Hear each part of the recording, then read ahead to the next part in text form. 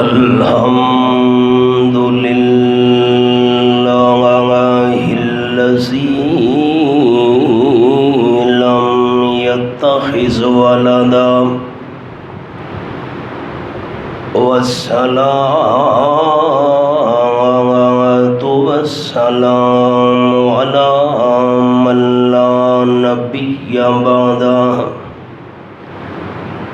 وعلى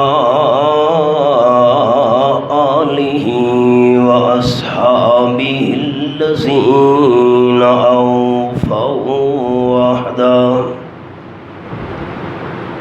أما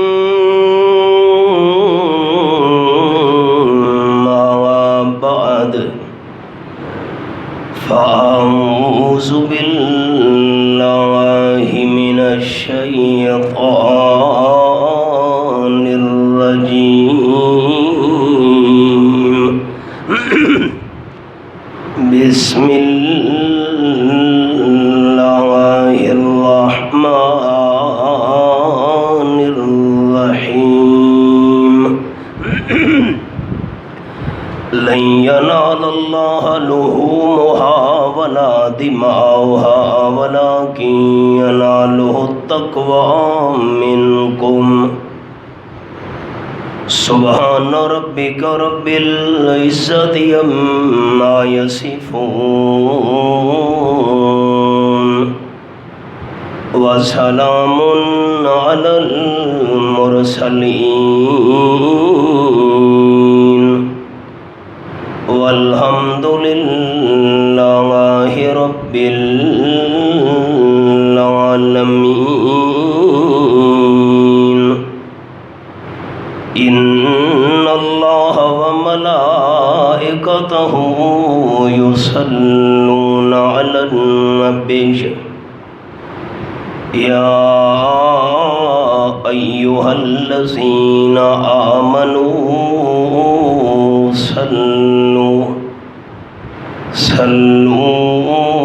عليه وسلموا تسليما اللهم صل على محمد وعلى آل محمد كما صليت على إبراهيم وعلى آل إبراهيم إنك حميد مجيد اللهم بارك على محمد وعلى آل محمد كما باركت على إبراهيم وعلى آل إبراهيم إنك حميد مجيد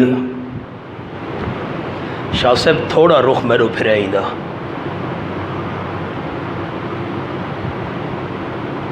بس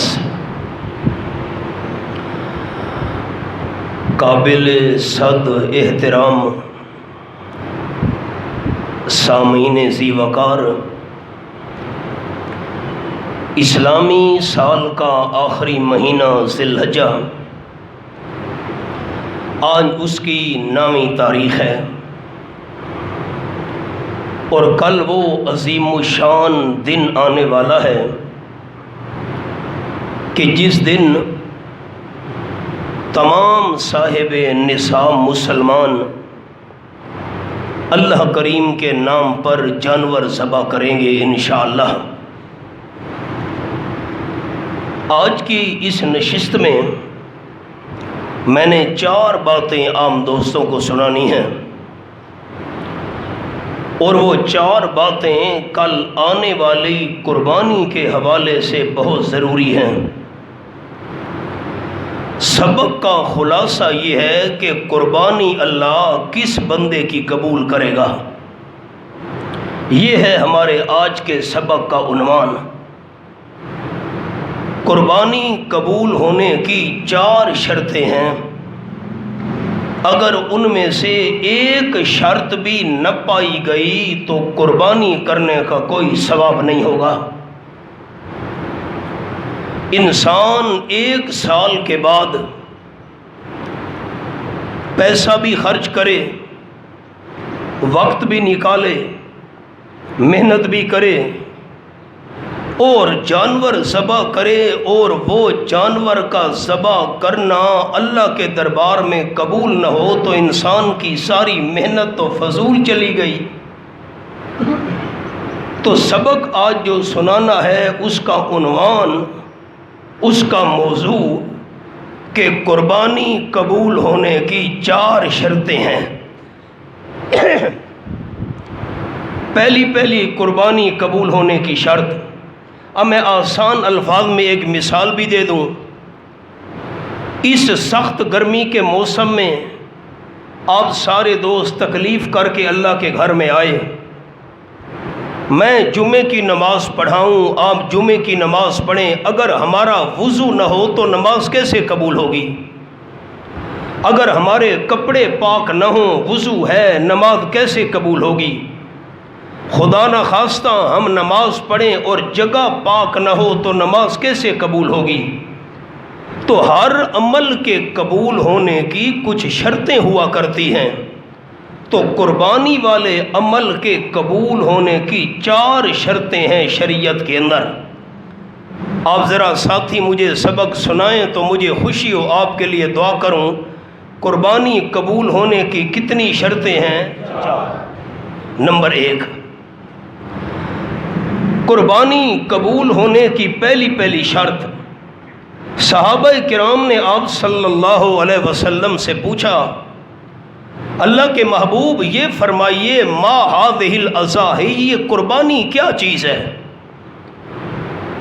قال النبی صلی اللہ علیہ وسلم ہی سنت ابیکم ابراہیم علیہ الصلاۃ والتسلیم، قربانی میرے جد امجد دادا جان حضرت ابراہیم علیہ السلام جو تمہارے بھی روحانی والد ہیں، ان کی سنت ہے، ان کا طریقہ ہے، قربانی عمل ہے حضرت ابراہیم علیہ السلام والا۔ دوستوں نے دل کی تختیوں پر یہ میرے لفظ نوٹ کرنے ہیں کہ قربانی والا عمل حضرت ابراہیم علیہ السلام والا ہے، لیکن قربانی والا عمل قبول اس بندے کا ہوگا جس کا عقیدہ بھی حضرت ابراہیم والا ہوگا۔ یہ قربانی قبول ہونے کی پہلی شرط ہے کہ عقیدہ ہونا چاہیے حضرت ابراہیم علیہ السلام والا۔ 3 شرطیں آگے چل کر بیان کروں گا انشاءاللہ، سبق آج پورا کرنا ہے کیونکہ پھر زندگی ہوئی تو یہ سبق اگلے سال سنانا پڑے گا، اس لیے سبق آج مکمل کرنا ہے انشاءاللہ۔ پہلی قربانی قبول ہونے کی شرط، قربانی عمل ہے حضرت خلیل اللہ والا، قبول تب ہوگا جب عقیدہ بھی حضرت ابراہیم خلیل اللہ والا ہوگا۔ اب میں چند قرآن پاک کے حوالے آپ کے سامنے رکھتا ہوں کہ حضرت ابراہیم علیہ السلام کا عقیدہ کیا تھا۔ فرمایا اعوذ باللہ من الشیطان الرجیم،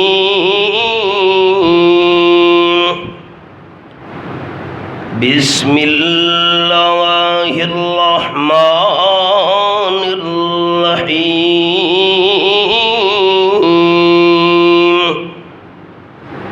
وَإِذْ يَرْفَعُ إِبْرَاهِيمُ الْقَوَاعِدَ مِنَ الْبَيْتِ وَإِسْمَاعِيلُ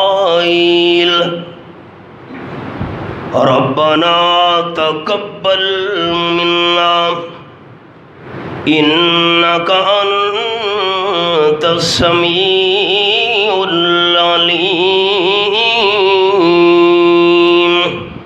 یہ حوالہ سورۃ البقرہ، یہ میرے سامنے آیت نمبر 127، پہلا پارہ۔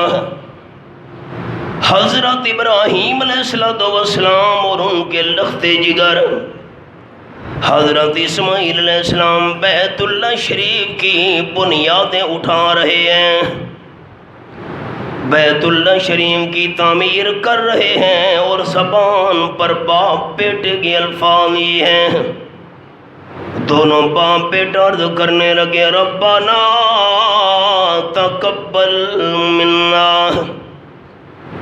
اے پروردگار تیرا گھر بنانا ہمارا کام تھا، یہ محنت قبول کرنا تیرا کام ہے۔ آگے حضرت ابراہیم علیہ السلام کا عقیدہ، حضرت اسماعیل علیہ السلام کا عقیدہ، جن کی یادگار میں ہم نے کل انشاءاللہ جانور ذبح کرنے ہیں، دونوں کا عقیدہ اِنَّكَ أَنْتَ السَّمِيعُ الْعَلِيمُ۔ اے ہمارے پروردگار عقیدہ ہمارا یہ ہے، کوئی شک نہیں ہے، پکی بات ہے، یقینی بات ہے، ساری کائنات والوں کی غیبانہ پکارے سننے والا بھی تو ہے، ساری کائنات کے ذرے ذرے کے حال کو جاننے والا بھی صرف تو ہے۔ تفصیل میں نہیں جاؤں گا، عقیدہ سمجھ آ گیا۔ اگر میرا عقیدہ یہ ہے ساری مخلوق کی غیبانہ پکار سننے والا صرف اللہ ہے، ساری کائنات کے ہر حال کو جاننے والا صرف اللہ ہے، یہ عقیدہ ہے حضرت ابراہیم علیہ السلام والا۔ میں فرق عرض کروں، آپ دوستوں کو میں نے کوئی بات سنائی، آپ نے سن لی، آپ نے میرے ساتھ بات کی، میں نے سن لی، کان موجود ہیں، سننے کی طاقت موجود ہے، آواز میرے کان تک پہنچ رہی ہے، اس کو کہتے ہیں ماتات الاسباب سننا، اسباب دے وچ سننا۔ یہ اسباب ہیں، موبائل کان سے لگایا، فون کان پر لگا ہوا ہے، آواز پہنچ رہی ہے۔ ہمارا اللہ کے بارے میں عقیدہ یہ ہے کہ اللہ کریم ہر کسی کی پکار سنتا ہے، لیکن اللہ اسباب کا محتاج نہیں ہے۔ انسان سنتے ہیں اسباب کے ساتھ، مخلوق سنتی ہے اسباب کے ساتھ، ہمارا علم اسباب کا محتاج ہے، لیکن اللہ کریم کا علم اسباب کا محتاج نہیں ہے۔ ایک جملے پر غور کرے میرے سارے دوست، اگر میں یہ عقیدہ رکھوں اللہ کریم کے بغیر کوئی اور بھی بغیر اسباب کے سننے والا ہے، اگر میں یہ عقیدہ رکھوں اللہ کے بغیر کوئی اور بھی بغیر اسباب کے حالات جاننے والا ہے، تو یہ میرا عقیدہ حضرت ابراہیم علیہ السلام والا نہیں ہے، پھر قربانی والے عمل کرنے کا بھی کوئی فائدہ اور ثواب نہیں ہے۔ بڑا بابرکت دن ہے آج نامی کا، حدیث پاک میں آیا نامی والے دن جو روزہ رکھے ذی الحجہ کو، اللہ اس کے 1 سال کے پچھلے اور 1 سال کے اگلے گناہ معاف کر دیتا ہے، اس لیے اللہ کا نام اونچا لینے کی درخواست ہے۔ نامی کا دن بھی ہے، جمعہ بھی ہے، بغیر اسباب کے سننے والا اور بغیر اسباب کے ہر ایک کے حال کو جاننے والا صرف کون ہے؟ اللہ۔ اب خیال، جو دنیا سے چلے گئے ہیں، قبروں میں دفن ہو گئے ہیں، جن کی روح جسم سے نکل گئی، جہان بدل گیا، مکان بدل گیا، زمان بدل گیا، اب ان کے اسباب بھی ختم ہو چکے ہیں۔ اگر میں یہ عقیدہ رکھوں وہ بغیر اسباب کے جانتے بھی ہیں، بغیر اسباب کے سنتے بھی ہیں، عقیدہ میرا ابراہیم علیہ السلام والا نہیں ہے۔ ایک حوالہ ہو گیا، بڑی تفصیل ہو سکتی ہے۔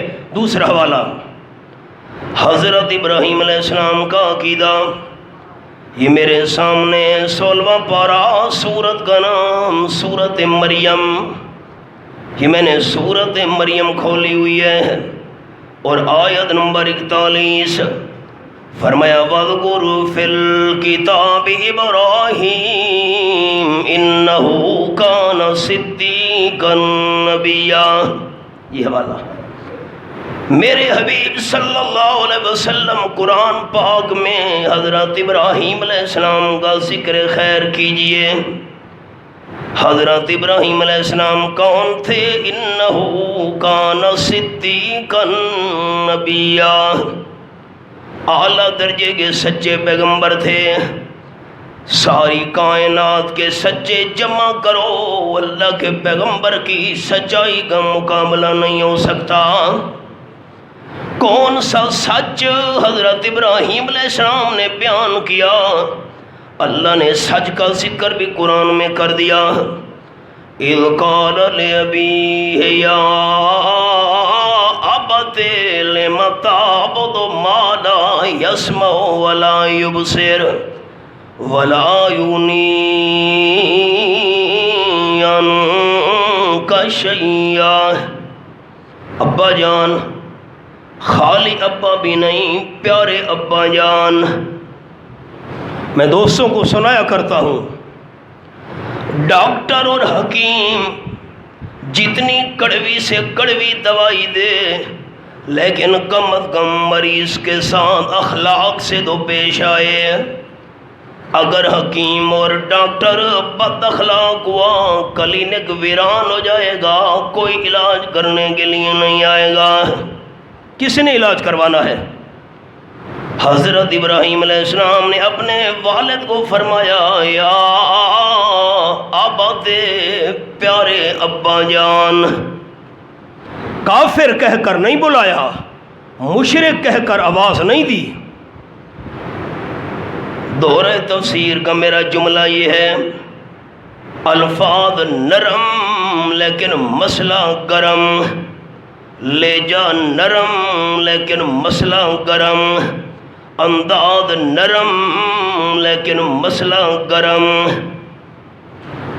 ہمارے دادا استاد حضرت شیخ القرآن مولانا غلام اللہ خان صاحب رحمۃ اللہ علیہ فرماتے تھے، جس کو مسئلہ توحید سمجھ آ جائے اس کے لیے اس سے بڑھ کر میٹھا مسئلہ ہی کوئی نہیں، اور جس کو مسئلہ توحید سمجھ نہیں آیا اس کے لیے اس سے بڑا کڑوا مسئلہ ہی کوئی نہیں.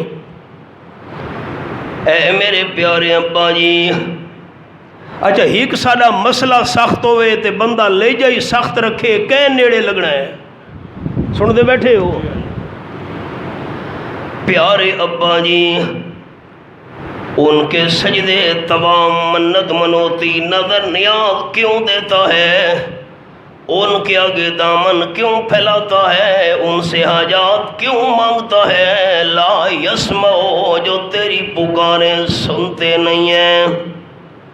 نمبر 2، ولا یبصر، تیرے حالات دیکھتے نہیں ہیں. نمبر 3، ولا یغنی عنک شیئا، اگر تیرے اوپر کوئی مصیبت اور پریشانی آ جائے ذرا برابر بھی تیرے کام نہیں آ سکتے. یہ عقیدہ ہوا تو قربانی قبول ہوگی. ہر ایک کی غیبانہ پکار سننے والا بھی اللہ ہے، ساری مخلوق کے حالات دیکھنے والا بھی اللہ ہے، اور سب کچھ کرنے والا بھی صرف اللہ ہے. اور عقیدہ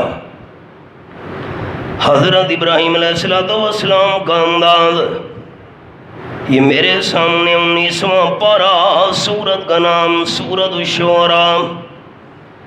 حضرت ابراہیم علیہ السلام نے اپنی قوم کے سامنے اور والد کے سامنے تقریر کی. یہ حوالہ وَاتْلُ عَلَيْهِمْ نَبَأَ إِبْرَاهِيمَ، میرے محبوب صلی اللہ علیہ وسلم، آیت نمبر 69 سورۃ الشعراء.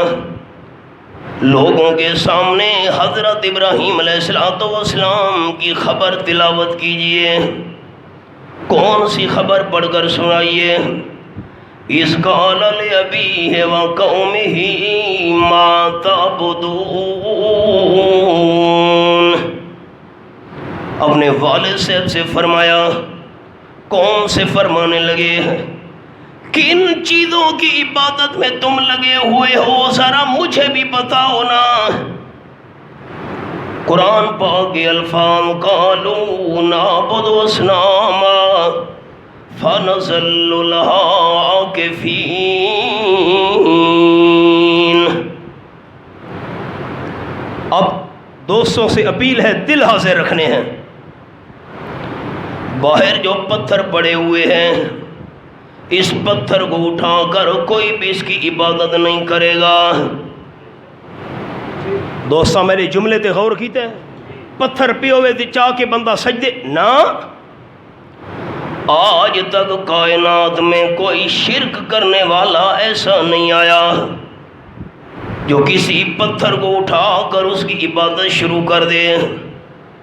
قرآن پاک کے الفاظ ہیں قالوا نعبد اصناما، دوسرا قرآن نے لفظ بولا تماثیل، تیسرا قرآن نے لفظ بولا اوثان۔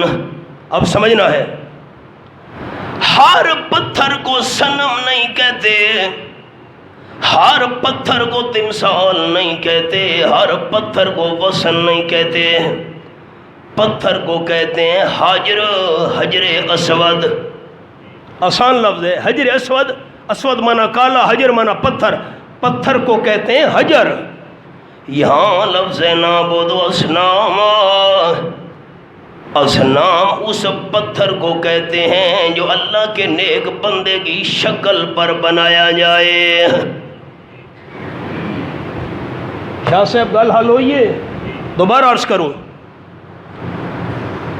تماثیل اور تمثال۔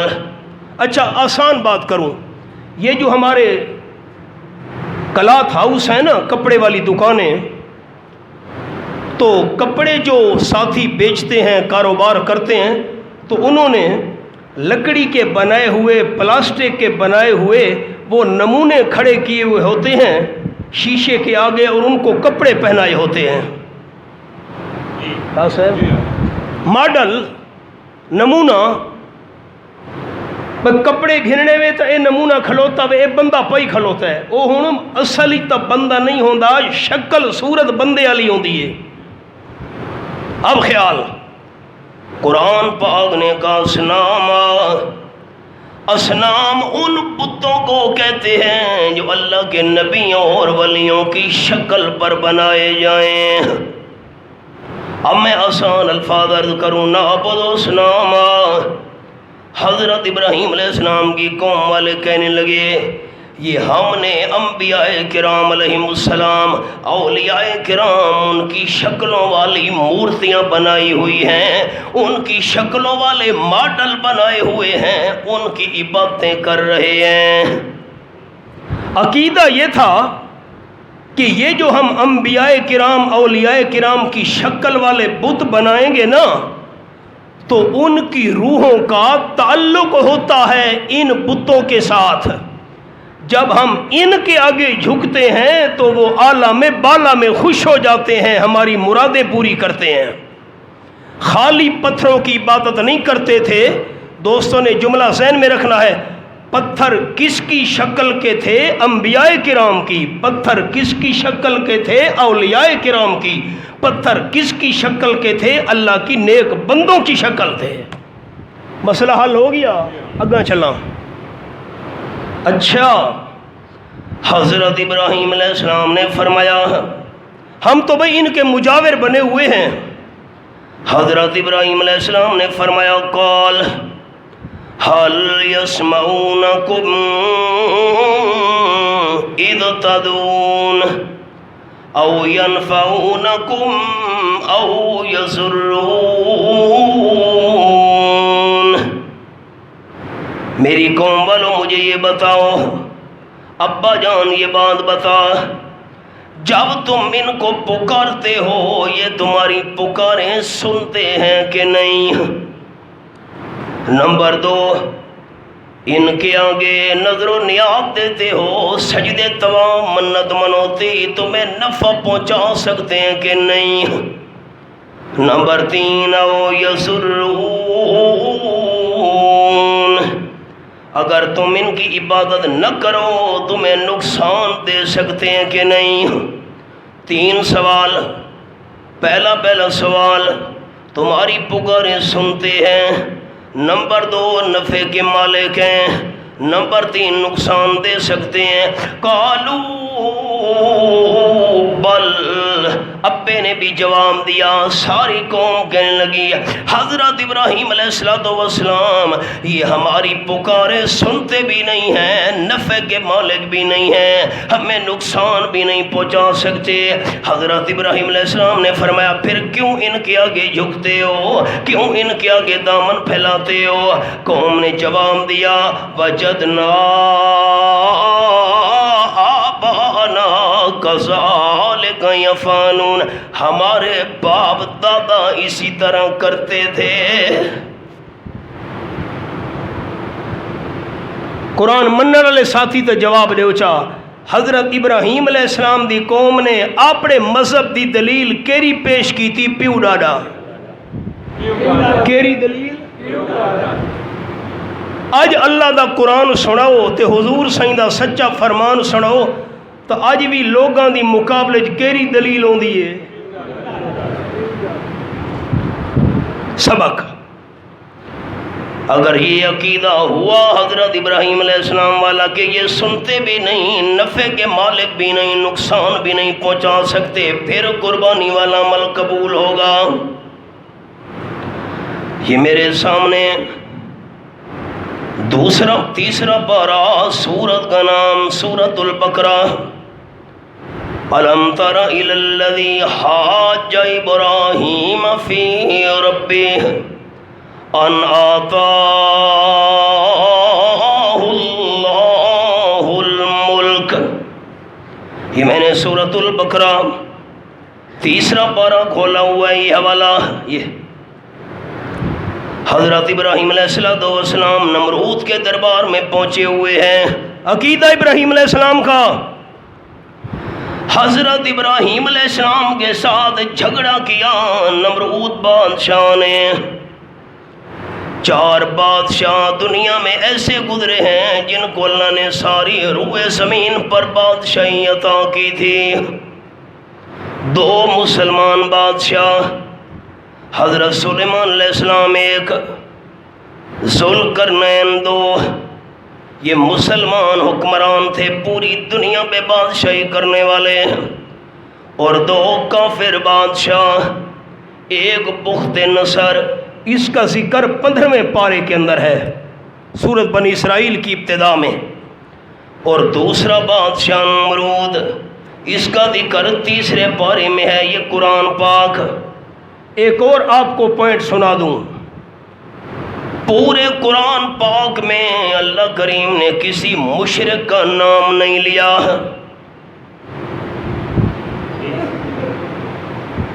میرے دوستاں غور ہی نہیں کیتا میرے جملے تھے۔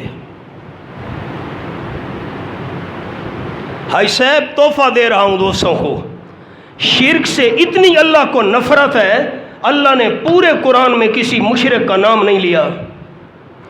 آپ دوست کہیں گے فرعون، قارون، حامان، ابو لہب یہ ان کے نام نہیں ہیں۔ ہمارے ملک کے حکمران کو کہتے ہیں وزیر اعظم، اس دور میں حکمران کا لقب تھا فرعون، وزیر کا لقب تھا ہارون، حامان، وزیر کا لقب تھا حامان، اور قارون یہ اس کا نام نہیں تھا۔ قارون کا معنی ہے پیسے جمع کرنے والا، پیسے اکٹھے کرنے والا۔ ابو لہب یہ اس کا نام نہیں تھا، اس کا نام تھا عبد العزا، عزا فقیرنی کا بندہ۔ ابو لہب تو اس کی کنیت ہے، لہب شعلے کو کہتے ہیں۔ ابو لہب چلتا تھا، رخساروں سے حسن کی چمک نکلا کرتی تھی، اس لیے اس کو ابو لہب کہا جاتا ہے، یہ اس کا نام نہیں ہے۔ اللہ نے پورے قرآن میں کسی مشرک کا نام نہیں لیا۔ سامری قرآن میں آیا ہوا ہے، لیکن سامری یہ اس کا قبیلہ تھا، نام نہیں تھا۔ اللہ کو شرک سے اتنی نفرت ہے، شرک کرنے والے کسی بندے کا اللہ نے قرآن میں نام ہی نہیں لیا۔ یاد رکھو گل، اگا چلو۔ نمرود نام نہیں ہے، بخت نصر بڑا حکمران نام نہیں ہے۔ اللہ کریم نے فرمایا ان آتاہ اللہ الملک، اللہ کریم نے نمرود کو بادشاہی عطا کی۔ حضرت ابراہیم علیہ السلام سے جھگڑا شروع کر دیا۔ حضرت ابراہیم علیہ السلام نے فرمایا، قرآن پاک اذ قال ابراہیم ربی الذی یحیی و یمیت، میرے نفع نقصان کا مالک وہ ہے، ضروریات پوری کرنے والا وہ ہے جو جان ڈالتا بھی ہے جان نکالتا بھی ہے۔ عقیدہ سمجھ آ گیا، خیال تفسیر میں نہیں جاتا، 3 شرطیں اور نہ رہ جائیں۔ رب کا معنی پالنے والا، یہ بچہ کون اس کو پال رہا ہے؟ جی اماں پال رہی ہے۔ کیا مطلب؟ بچے کو ماں پال رہی ہے، نفع والی چیزیں دے رہی ہے، نقصان والی چیزوں سے بچا رہی ہے۔ اوہ بیٹا آگ کے قریب نہیں جانا، جل جاؤ گے۔ نقصان والی چیزوں سے اماں بچاتی ہے، فائدے والی چیزیں بچے تک پہنچاتی ہے۔ پالنا کس کو کہتے ہیں؟ نفع پہنچانا، نقصان سے بچانا۔ حضرت ابراہیم علیہ السلام نے فرمایا نفع پہنچانے والا، نقصان سے بچانے والا وہ ہے جو موت و حیات کا مالک ہے۔ دین جھگڑے کا نام نہیں ہے۔ جس پر موت آ جائے، جو زندگی کا مالک نہیں ہے، اپنی موت کا مالک نہیں ہے، وہ نفع نقصان کا بھی مالک نہیں ہے۔ بیٹا مانگنے کے لیے میں دربار پہ جا پہنچا، مصیبت دور کرانے کے لیے کسی مزار پہ میں جا پہنچا۔ عقیدہ یہ ہے، انصاف کریں انصاف، عقیدہ یہ ہے یہ دربار والا، یہ مزار والا نفع پہنچا سکتا ہے، نقصان ہٹا سکتا ہے۔ ایمان کے ساتھ بتائیے، اگر میں نے یہ عقیدہ کسی دربار والے کے بارے میں رکھا، میرا عقیدہ ابراہیم علیہ السلام والا ہے کہ نہیں ہے؟ قربانی پھر کیسے قبول ہوگی؟ نمرود نے کہا قال انا احیی و امیت، واہ بھائی واہ، زندگی موت تو میرے ہاتھ میں ہے۔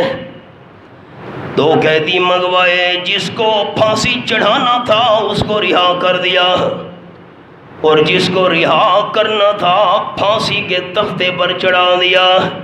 یہ تو کام میں بھی کر سکتا ہوں۔ اب میں پڑھے لکھے دوستوں کو دعوت فکر دے رہا ہوں۔ یہ قرآن کا بڑا مشکل مقام ہے، میں بڑے آسان انداز میں عرض کروں۔ تفصیل دورہ تفسیر میں ہوتی ہے۔ حضرت ابراہیم علیہ السلام سب سے بڑے عقل مند تھے اپنے زمانے میں۔ ابراہیم علیہ السلام نے سوچا میں نے اللہ کی صفت بیان کی ہے، موت اور زندگی کا مالک ہے۔ نمرود نے لوگوں کو دھوکہ دینے کے لیے 2 قیدی منگوائے ہیں، نمونہ دکھانے کی کوشش کی ہے۔ اب میں ابراہیم علیہ السلام اللہ کی جو بھی صفت بیان کروں، یہ نمرود لوگوں کو نمونہ دکھا کر دھوکہ دیتا رہے گا۔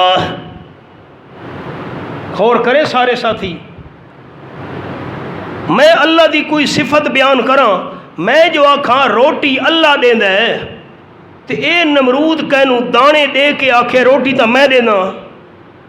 میں جو آکھاں اللہ پانی دیندا ہے، اے کینوں پانی پلا کے آکھے پانی تا میں دینا۔ میں جو آکھاں اللہ کپڑے دیندا ہے، اے کینوں کپڑے دے کے آکھے کپڑے تا میں دینا۔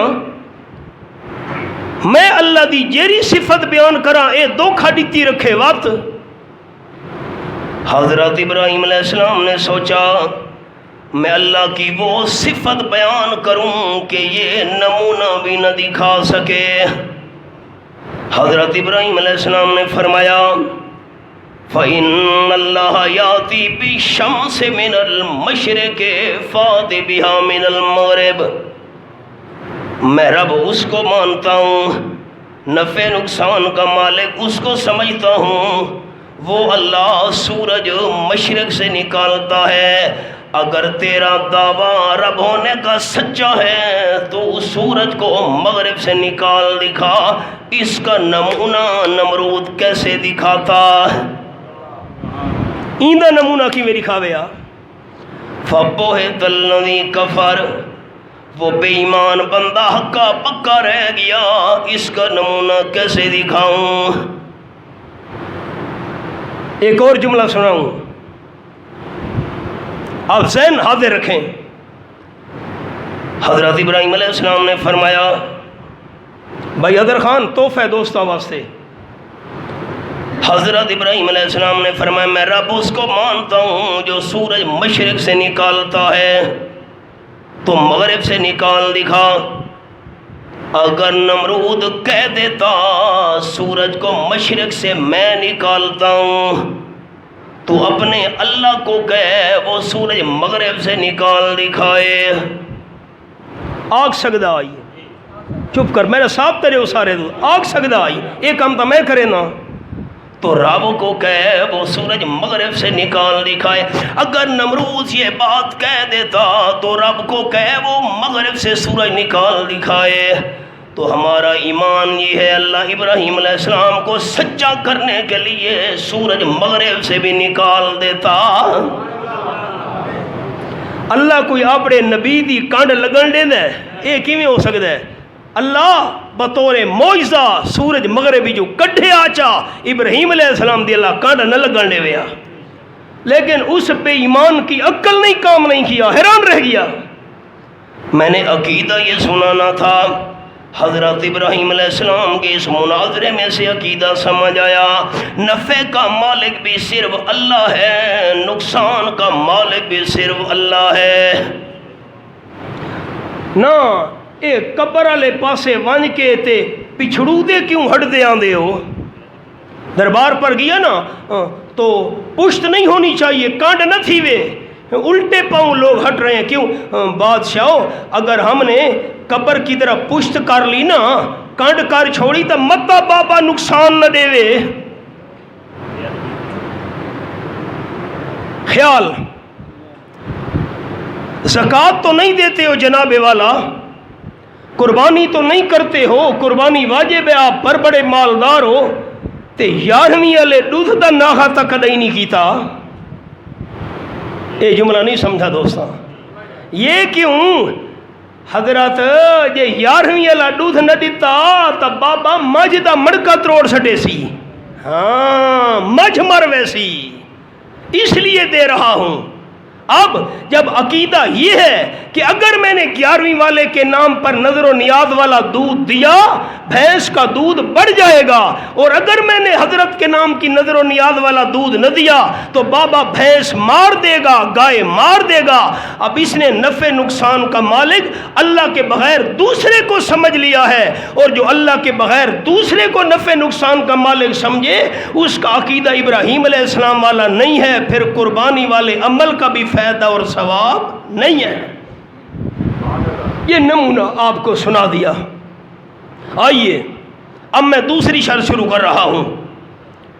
قربانی قبول ہونے کی دوسری شرط، یہ میرے سامنے رب العالمین کی لا ریب کتاب، سورت کا نام سورۃ آل عمران، چوتھا پارہ، پہلی آیت، فرمایا لن تنالوا البر حتی تنفقوا مما تحبون۔ یہ پہلی ہے چوتھا پارہ۔ قربانی قبول ہونے کی دوسری شرط یہ ہے کہ چیز اللہ کے نام پر اعلیٰ ذبح کرنی چاہیے۔ عیب والے جانور کی قربانی جائز نہیں۔ کیوں؟ قرآن پاک کے الفاظ فَلَمَّا أَسْلَمَا وَتَلَّهُ لِلْجَبِينِ وَنَادَيْنَاهُ أَن يَا إِبْرَاهِيمُ قَدْ صَدَّقْتَ الرُّؤْيَا۔ یہ میرے سامنے 23واں پارہ، سورت کا نام الصافات، یہ حوالہ میں نے کھولا ہوا ہے۔ یہ حضرت ابراہیم علیہ السلام نے حضرت اسماعیل بیٹے کو لٹا دیا پہلو کے بل۔ جن خوش نصیب دوستوں نے حج کیا یا عمرہ، صفا پہاڑی سے سائی شروع ہوتی ہے اور مروہ تک ایک چکر مکمل ہوتا ہے۔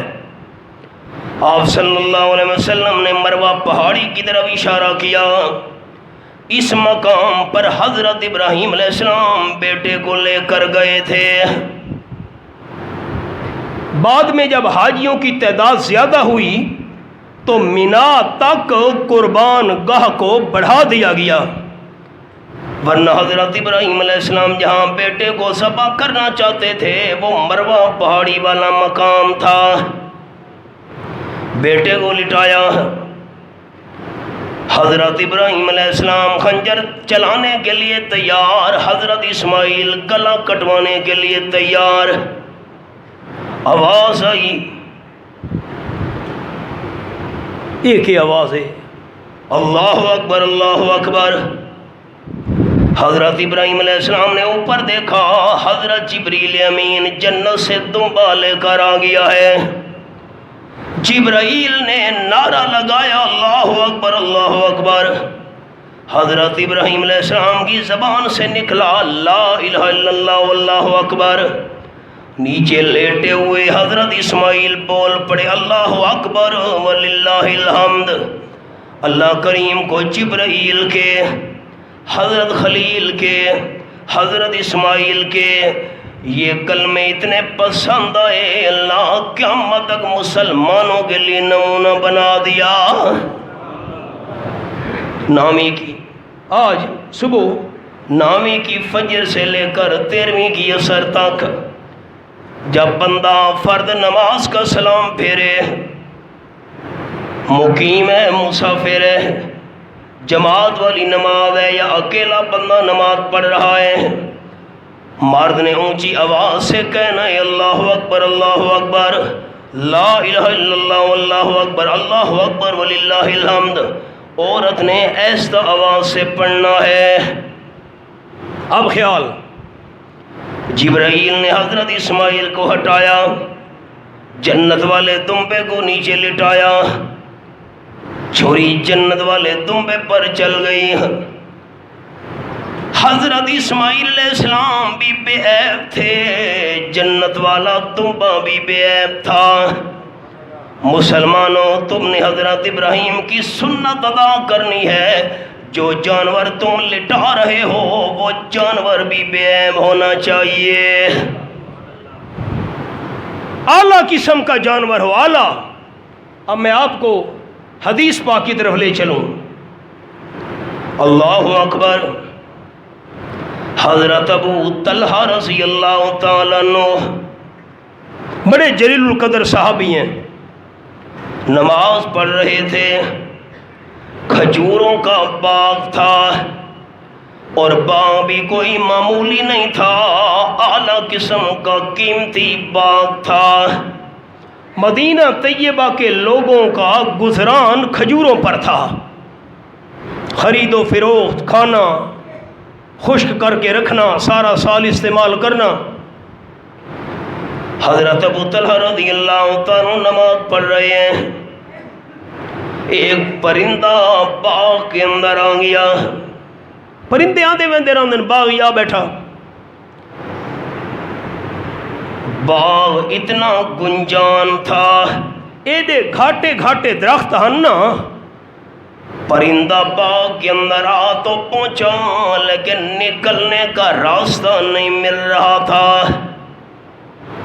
ایک طرف جائے درخت، ادھر جائے کھجور، ادھر جائے درخت۔ حضرت ابو طلحہ رضی اللہ تعالیٰ عنہ نماز پڑھتے پڑھتے خیال پرندے کی طرف چلا گیا، اوہو یہ تو نکلن دا رستہ نہیں پیا لبدا۔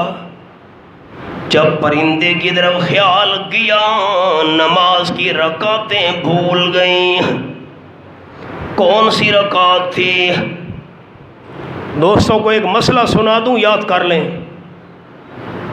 نماز کے ساتھیوں میں کہتے ہیں حضرت نماز میں خیال آتے ہیں، اب لفظ غور سے سننا ہے سارے دوستوں نے۔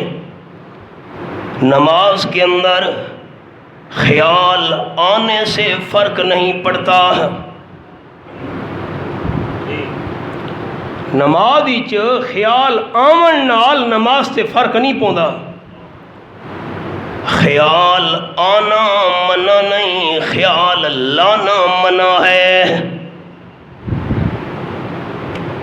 دوستوں میرے جملے تے غور کیتے ہے؟ جان بوجھ کے بندہ خیال نماز کے نہ گھناوے، انہیں خود بخود اگر خیال آ ونجن تو اے نماز دے اندر کوئی فرق نہیں پوندا۔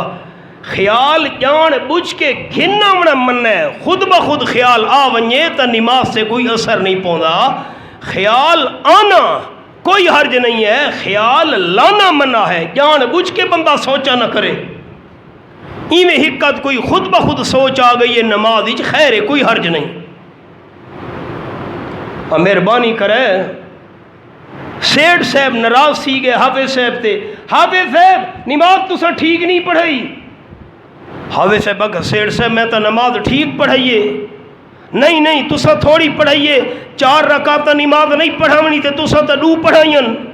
اللہ راضی تھی بھی میں تو 4 پکیا۔ نہیں جی نہیں، کمال ہے۔ سارے مقتدی حیران تھی گئے۔ مولانا تھانوی رحمت اللہ لکھے لوگوں کا سیٹھ صاحب خیر ہوئے کیوں ڈنڈ گھتی کھڑوتے ہیں بیچارے حافظ صاحب دے۔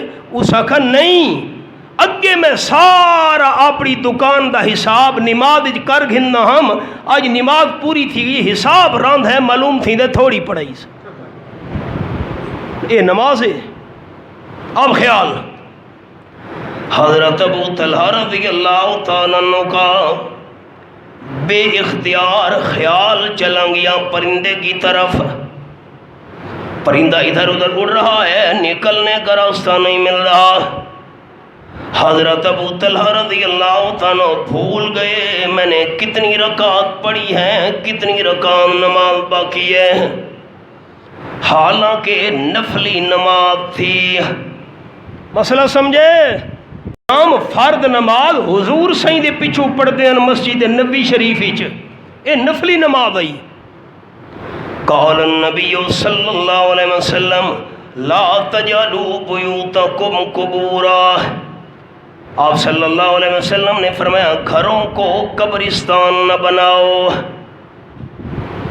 کیا مطلب ہے حدیث کا؟ غور، گھروں کو قبریں نہ بناؤ، گھروں کو قبرستان نہ بناؤ۔ کیا مطلب؟ جس طرح قبر میں نماز نہیں پڑھی جاتی، تم گھر کو قبر کی طرح نہ بنا لو کہ نفلی نماز گھر میں پڑھنا ہی چھوڑ دو۔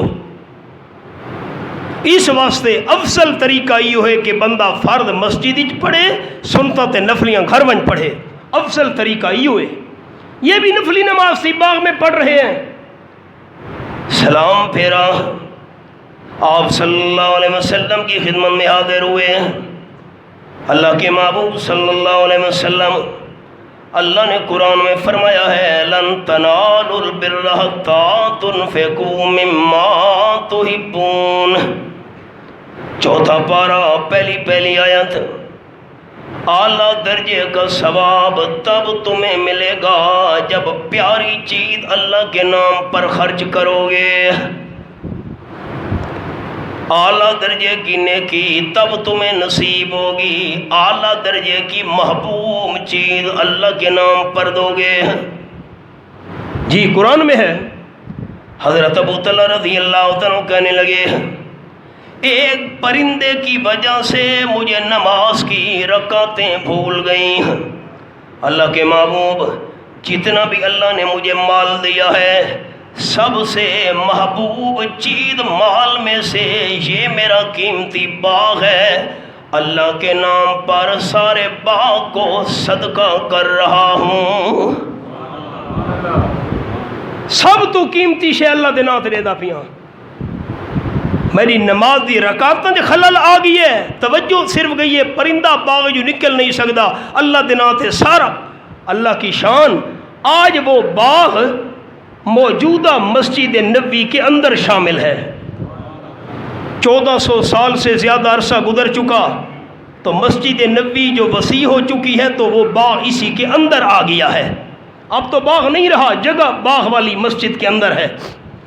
تو کیا میں عرض کرنا چاہتا تھا کہ قربانی کس بندے کی قبول ہوگی جو اللہ کے نام پر اعلیٰ اور پیاری چیز قربان کرے گا۔ اس لیے افضل طریقہ یہ ہے کہ بندہ سارا سال جانور پالے، اس کی خدمت کرے، اس کو کھلائے پلائے، اور جب قربانی والے دن اس جانور پر بندہ چھری چلائے گا تو دل پر چھری چلے گی۔ ہائے ہائے اتنی میں نے خدمت کی اب ذبح کر رہا ہوں، لیکن اللہ کریم کے حکم پر، اس کے نام پر، اس کے حکم کو تسلیم کرتے ہوئے جانور ذبح کر رہا ہوں۔ تو پہلی قربانی قبول ہونے کی شرط عقیدہ ابراہیم علیہ السلام والا ہو، اور قربانی قبول ہونے کی دوسری شرط جانور اعلیٰ ہونا چاہیے۔ مسئلہ حل ہو گیا؟ تیجی شروع کریں نا۔ قربانی قبول ہونے کی تیسری شرط، جناب والا اے پھنڈر کتنے دی گھن کے آئے ہو کہ بادشاہ لاکھ روپیہ بھرا ہن قربانی نکی تھی تو محلے والے کے آگ سے نا، قوم قبیلہ کے آگ سی اے دے پیسے ہن تے قربانی بھی نسچ کی تھی، یہ نیت تو اللہ کی رضا والی نہیں ہے۔ نہیں سمجھ آئی؟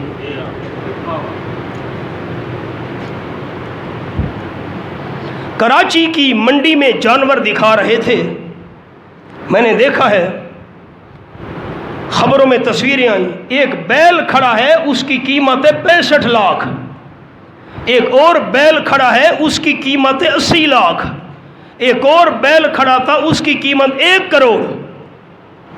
اللہ نے بڑا مال دیا ہے کراچی والوں کو، اللہ کے نام پر خرچ بھی بڑا کرتے ہیں، صدقہ خیرات کا بڑا رواج ہے وہاں پر، تو کروڑ روپے کا بیل، کروڑ روپے کا بیل لے کر بے شک اللہ کے نام پر بندہ ذبح کرے، لیکن اگر دل میں نیت یہ ہوئی کہ لوگ واہ واہ کریں گے، اللہ کی رضا نہیں ہے، تو قربانی والا عمل قبول نہیں ہے۔ میں ہاتھ جوڑ کر تمام دوستوں کی منت کر رہا ہوں، جب کل آپ اللہ کی رضا کے لیے جانور پر چھری پھیرنے لگیں، خود اگر انسان طریقہ نہیں جانتا اور ذبح کرنے والے کے ساتھ کھڑا ہے، اسی وقت دل میں نیت یہی کرنی ہے، اللہ تیری رضا کے لیے ہم ذبح کر رہے ہیں، اپنی رحمت سے قبول فرما لے، آمین آکھو۔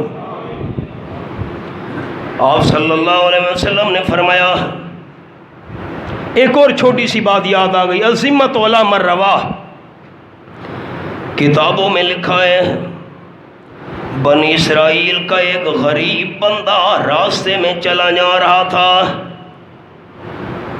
اس نے ریت کا ٹیلا دیکھا، ساڈا علاقہ تا چونکہ ریتلا بھی ہے تا دوستاں نوں گل بڑی سونے انداز نال سمجھ آسی، ریت کا ٹیلا نظر آیا، کھڑا ہو گیا، ریت کے ٹیلے کو دیکھا، ٹھنڈی سانس نکالی، ہاں ہو کیوں بھائی؟ کہنے لگا کاش یہ ریت کا ٹیلا، جتنے بھی ریت کے ذرے ہیں، سارے کے سارے ذرے سونے اور چاندی کے ہوتے، اللہ کے نام پر غریبوں مسکینوں میں تقسیم کر دیتا۔ اللہ کریم تو دل کی نیت جانتا ہے۔ اللہ نے وقت کے پیغمبر کی طرف وحی بھیجی، میرے پیارے پیغمبر اس غریب بندے کو جا کر بتا دو تیرے دل کی نیت اللہ کی رضا والی تھی، اللہ کریم نے سونے اور چاندی والے ذرات اپنے نام پر تقسیم کرنے کا ثواب تیرے نام اعمال میں لکھوا دیا ہے۔ ایک اور حدیث یاد آئی، آپ صلی اللہ علیہ وسلم نے فرمایا جب انسان کسی نیک کام کا ارادہ کرتا ہے، چونکہ دل کا حال اللہ جانتا ہے، اللہ فرشتوں کو حکم دیتا ہے ارادے کرنے کی وجہ سے اس بندے کے نام اعمال میں نیکی لکھ دو، اور جب بندہ وہ نیک کام کرتا ہے پریکٹیکل، رب العالمین حکم دیتا ہے اس بندے کی 10 سے لے کر 700 نیکیاں لکھ دو۔ دین توجہ سوکھائی۔ مجھے ایک اور حدیث یاد آئی، حدیث آلے پاسے ذہن چلے تب حدیثاں دی آمد شروع تھی وے دیے، بڑے آسان لفظ ہیں، آپ عربی اگر یاد نہ رکھ سکیں کوئی حرج نہیں، اردو میں دعا مانگ لیں، اللہم اغفر للمؤمنین والمؤمنات، بس ساتھی سارے دوست بزرگ ایک باری دہراؤ چاہتے یاد تھی ویسے انشاءاللہ، اللہم اغفر للمؤمنین والمؤمنات، بس اے لفظ ہیں، اللہم اغفر للمؤمنین والمؤمنات اور اپنے الفاظ میں بندہ کہے کوئی حرج نہیں۔ اللہ کریم جتنے بھی دنیا میں ایماندار ہیں مردوں کی بھی مغفرت کر، ایماندار عورتوں کی بھی مغفرت کر۔ لفظ سنیں آپ صلی اللہ علیہ وسلم نے۔ اچھا یہ بتائیں سارے دوست، اس وقت روئے زمین پر جتنے ایماندار لوگ ہیں ہم ان کو شمار کر سکتے ہیں؟ گانی نہیں سکتے، لکھاں کروڑوں ارباں دی تعداد ایماندار۔ آپ صلی اللہ علیہ وسلم نے فرمایا جب کوئی بندہ کہتا ہے اللہم اغفر للمؤمنین والمؤمنات، جتنے بھی اس وقت کائنات کے اندر ایماندار لوگ ہیں اللہ ہر ایماندار بندے کی طرف سے ایک ایک نیکی کہنے والے کے نام اعمال میں لکھوا دیتا ہے۔ جیرے ویلے کہیں بندے زبان نہ لاکھے اللہم اغفر للمؤمنین والمؤمنات، اگر دنیا تے ہیک عرب ایماندار ہن حضور سائندہ فرمان سچے ہیک عرب نیکیاں اللہ بندے دے نام اعمال اسے ویلے درج کروا چھوڑے دے۔ ایمان نال نے سوچا سارے دو دین اوکھ ہے کہ دین سوکھ ہے؟ سوکھ ہے۔ ہن سیکنڈ منٹ دی بھی گل نہیں، سیکنڈاں دی گل ہے۔ اللہم اغفر للمؤمنین والمؤمنات، دوسرے سیکنڈ لگن پڑھن وچ تے اگر ہیک عرب ایماندار بھی اج ہے پیا ہیک عرب نیکیاں نام اعمال دے اندر اللہ فرشتہ تو درج کروا چھوڑیاں۔ سبق جب انسان نیکی کا ارادہ کرے اللہ نیکی لکھوا دیتا ہے، اور جب بندہ نیک عمل کرے 1 سے لے کر 700 گنا تک اللہ نیکیاں لکھوا دیتا ہے۔ نمبر 2 آپ صلی اللہ علیہ وسلم نے فرمایا بندہ گناہ کا ارادہ کرے اللہ کریم فرشتوں کو حکم دیتا ہے بندے کا گناہ نہیں لکھنا۔ ارادہ کرے میں یہ گناہ کا کام کروں گا، اللہ کہے نہیں لکھنا۔ ہاں، اور جب بندہ گناہ کرتا ہے اللہ کریم ایک گناہ لکھواتا ہے۔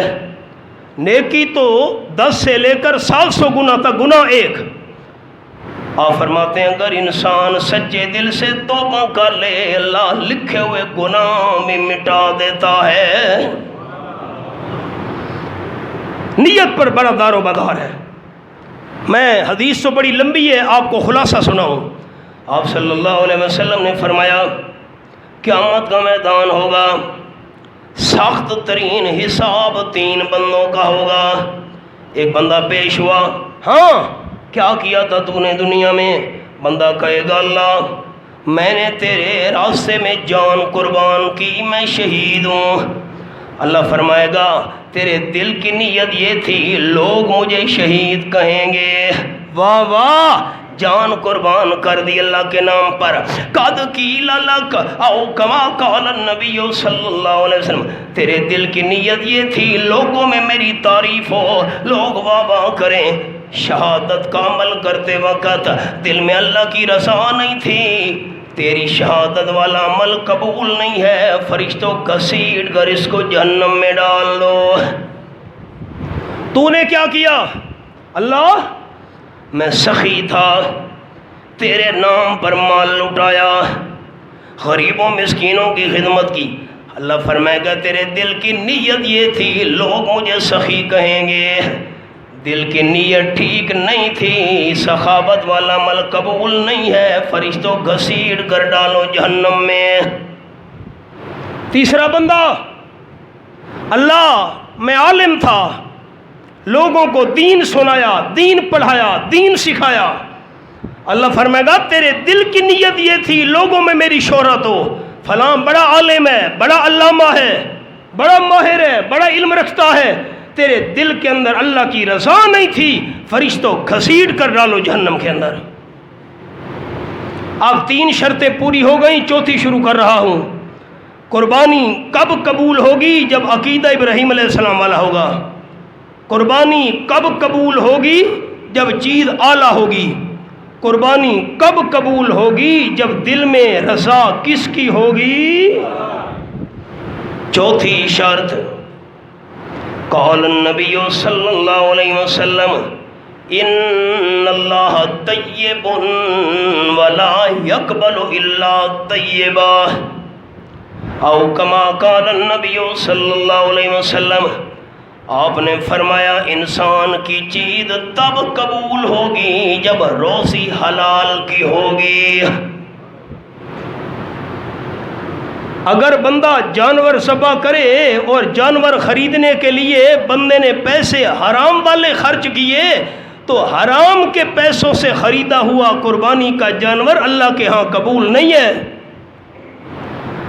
آپ صلی اللہ علیہ وسلم نے فرمایا اگر انسان کے پیٹ میں ایک لقمہ بھی حرام کا چلا گیا، ایسے بندے کی اللہ 40 دن کی عبادت قبول نہیں کرتا۔ بڑے قرآن کے حوالے ہیں، حدیث پاک کے حوالے ہیں۔ ایک جملہ سناتا ہوں حدیث کا۔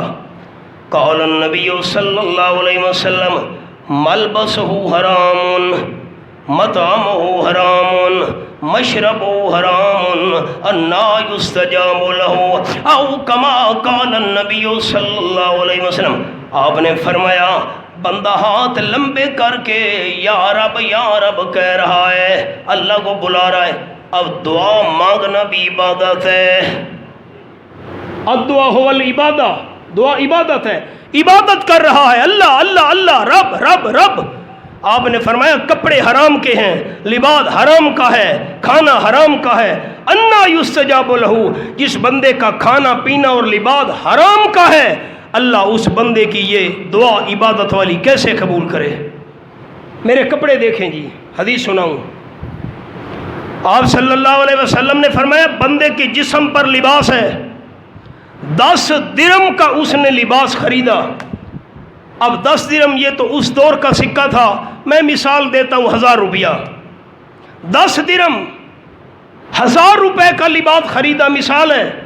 حضور نے فرمایا 9 درہم حلال کے ہیں، 1 درہم اگر حرام کا ہے کپڑے خریدنے کے اندر، جتنے تک وہ کپڑا جسم پر رہے گا اللہ اس بندے کی کوئی نیکی قبول نہیں کرے گا۔